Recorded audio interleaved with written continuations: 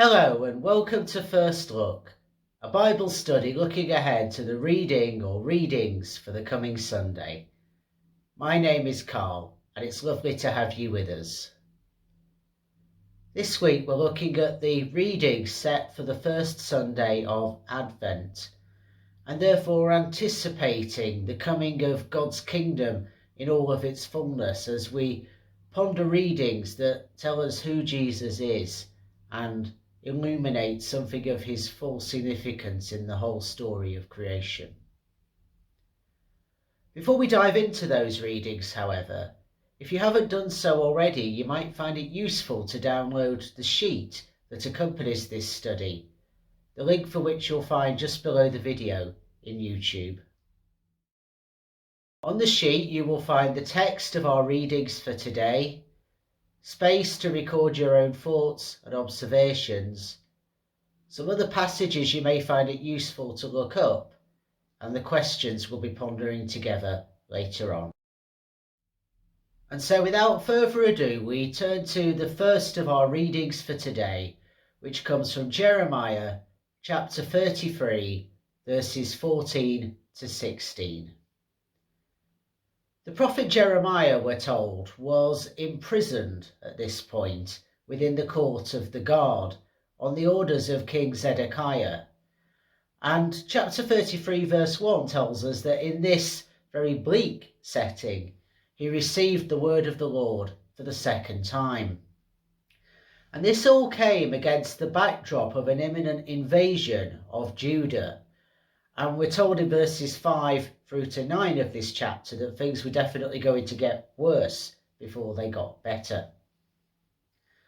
It was faithlessness and a disregard for social justice in Judah that had led, we're told, to death and destruction entering into its once mighty walls, undoing both human and non-human creation alike, and leading to God's face being hidden from the people. If we look at Psalm 104 verse 29, it gives us a sense of the terror they would have felt at knowing God had abandoned them. But despite all of this, and even as we're told that Jerusalem will be reduced to something akin to the formless void of Genesis 1 verse 2, there is nonetheless a promise of a new future that comes about in the person and the words of the prophet Jeremiah. And we see some of that in verses 7 through to 9 and then 14 through to 18 of this chapter, so encompassing our little snippet that we're focusing in on today. And it's worth noting that Jeremiah very much held a sense of this hope himself. It's probably the only way we can make sense of what happened a chapter previously, in chapter 32 verses 8 to 15, where he bought a piece of land, which if you know you're about to be invaded and everything wrecked, feels like a rather silly thing to do. But I think it was a sign that Jeremiah knew that new hope would indeed come.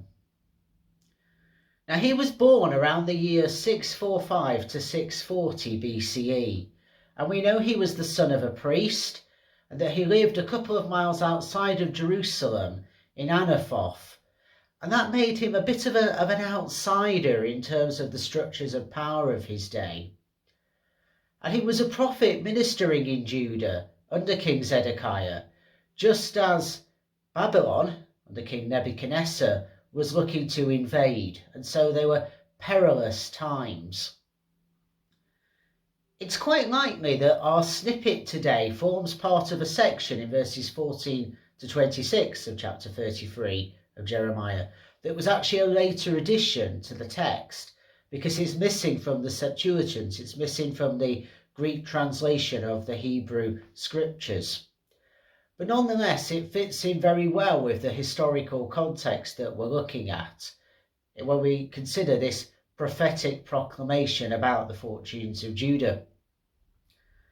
And it's worth noting as we read it, a kind of fairly near parallel in Isaiah chapter 11 verse 1, when it talks about the stump of Jesse. This idea of the branch of David in today's reading is a similar point.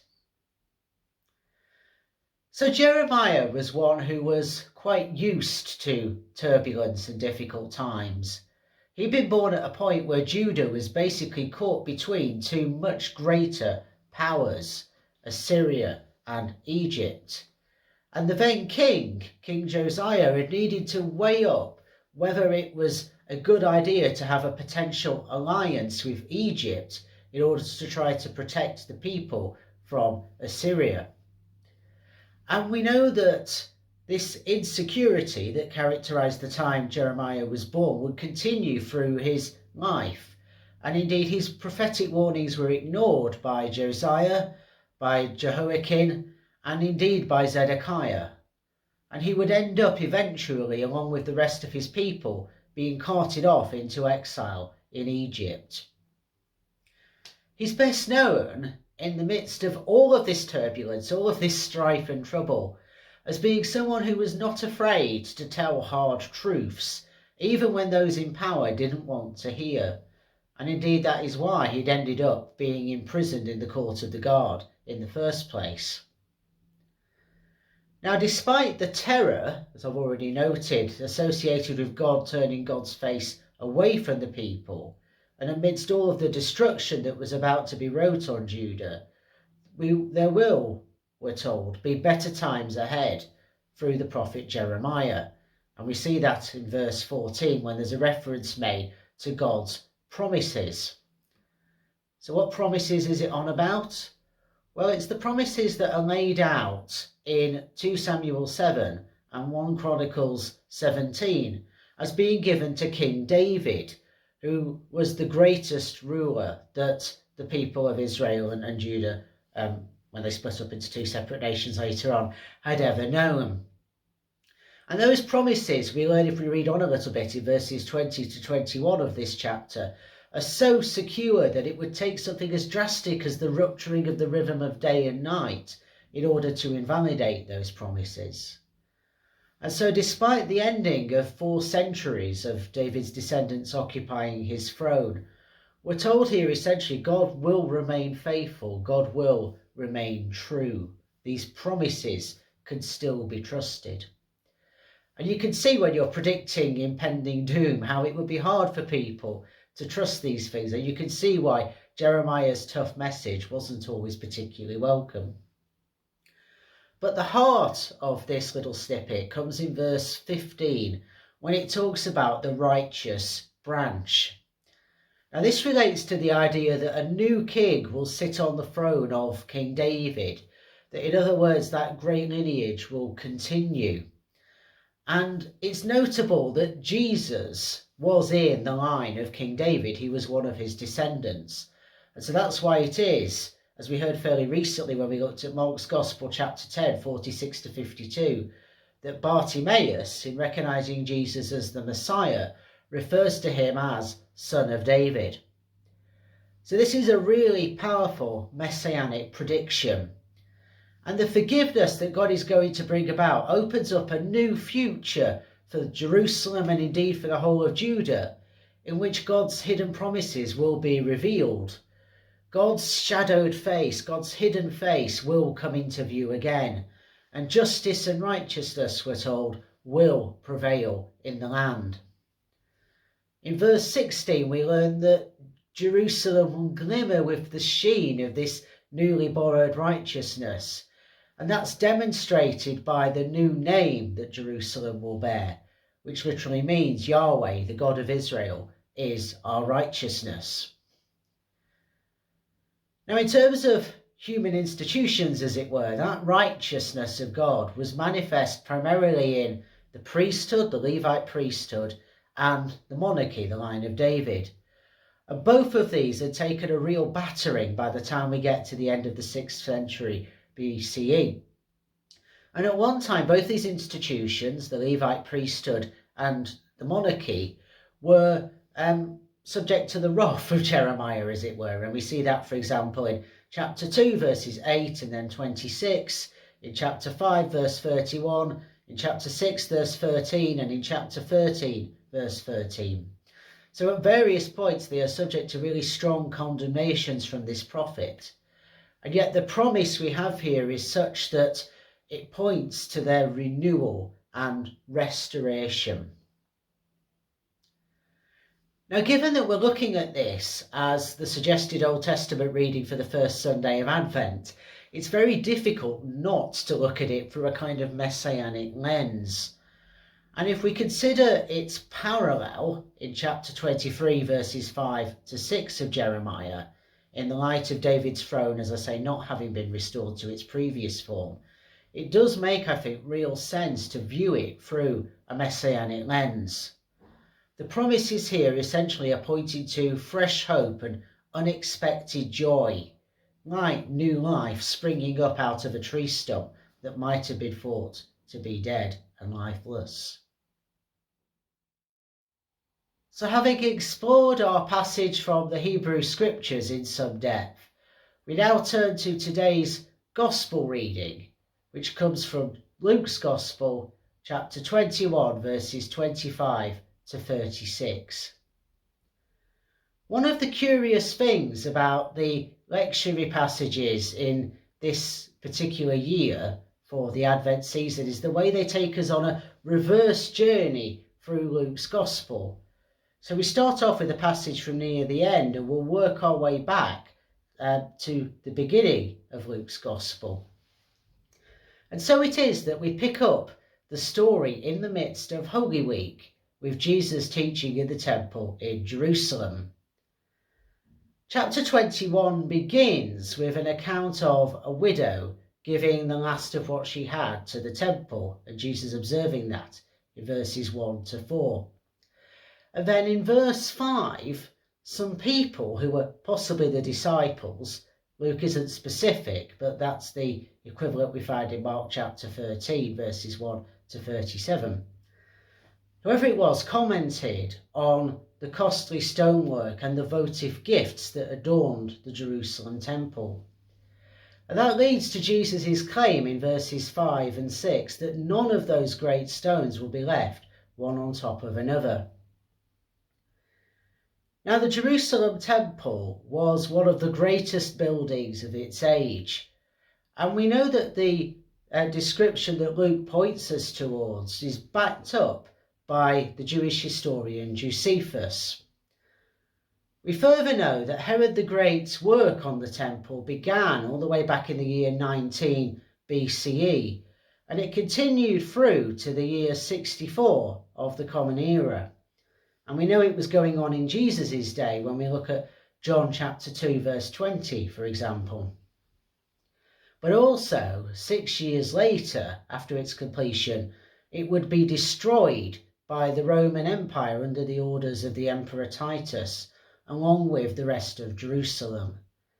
This was a truly cataclysmic event that did irreparable damage, I think, to the people of Israel's sense of self as it had been.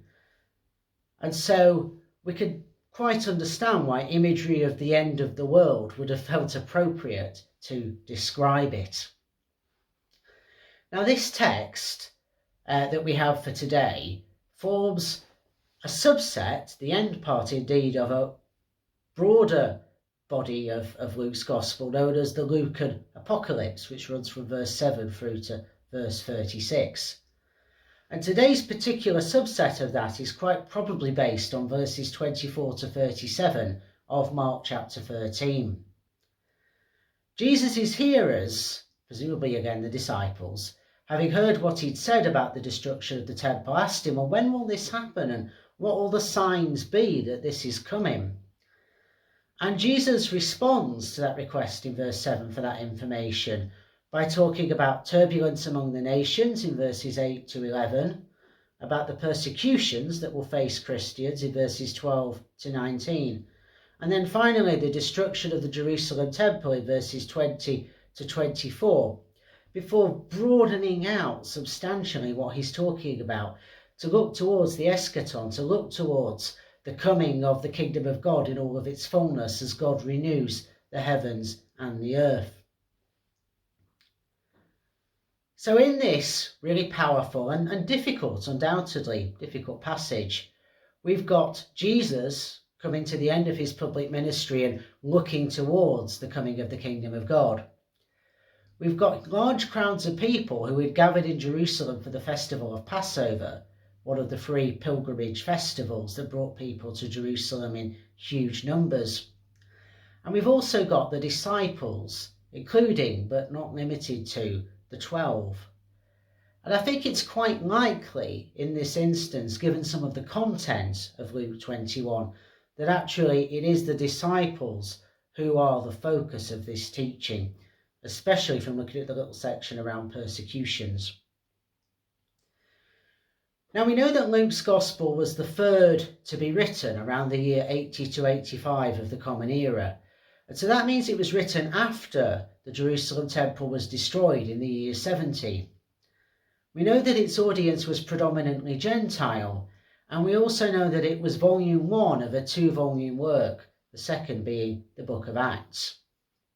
And what we have here is very much apocalyptic literature, pointing to eschatological concerns, in other words, pointing to the renewal of the heavens and the earth.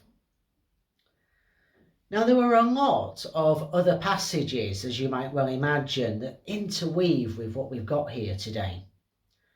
So we might look, for example, at Isaiah chapter 13, verses 10 and 13, and chapter 24, verse 23, to see some of the traditional apocalyptic imagery that Jesus draws upon, particularly in verse 25 of today's passage.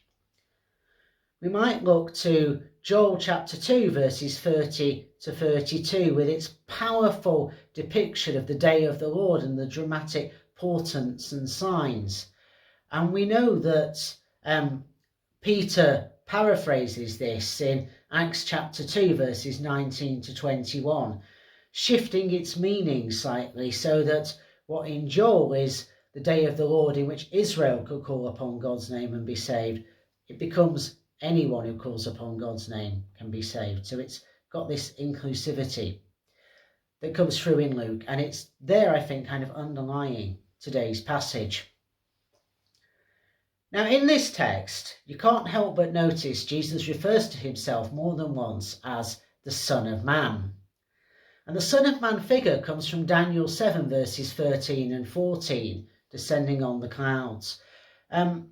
And this imagery reminds us very much, as is the case in the other 2 synoptic Gospels, Mark and Matthew, of this hope for a figure who, having suffered on behalf of the people of Israel, would then be vindicated. And so Jesus draws on it to illustrate his messianic imagery, knowing that he would have to suffer and die before rising again. Now, in this passage for today, we also know that there's reference to summer coming, as well as references to judgment and destruction around the temple. And that might remind us of Amos chapter 8, verses 1 to 3, which talk about summer fruits and divine protection, but also judgment in relation to the temple. So there's a lot of layers here. And it's also useful to note that in Luke chapter 17, verses 22 to 37, we've got another apocalyptic passage in which Jesus points to the coming of the Son of Man. So when we begin to dive into the detail of this passage, we see that the focus shifts from the destruction of Jerusalem to the eschaton, to this business of the coming of the new heaven and the new earth. And Jesus draws upon apocalyptic imagery to offer both hope of deliverance and a real challenge to be alert for these apocalyptic signs. Now, as I've already hinted at, in verse 25 of this text, Jesus draws on some cosmic turbulence imagery coming from Isaiah. Turbulence that we're told would leave the nations confused and distressed, with no doubt as to what these frightening portents signify. And it's fascinating, therefore, that in verse 26, the Greek word that's used for world is not the usual word, cosmos, but it's oikoimene, which means the Roman Empire. And thus, what I think it's pointing to is to worldly powers being shaken, to the point where we're told people will be faint with fear. And the actual Greek word, apopsycho, means breathless. So, that kind of visceral level of fear will be felt by these worldly powers. And all of this will culminate, as we learn in verse 27, with the coming of the Son of Man, drawing on our Daniel 7 imagery, in which the people of Israel will be vindicated after their suffering. But in the midst of this, as verse 28 shows us, the disciples are going to be able to stand tall, because redemption is near, and that gives sure ground for confidence and for hope.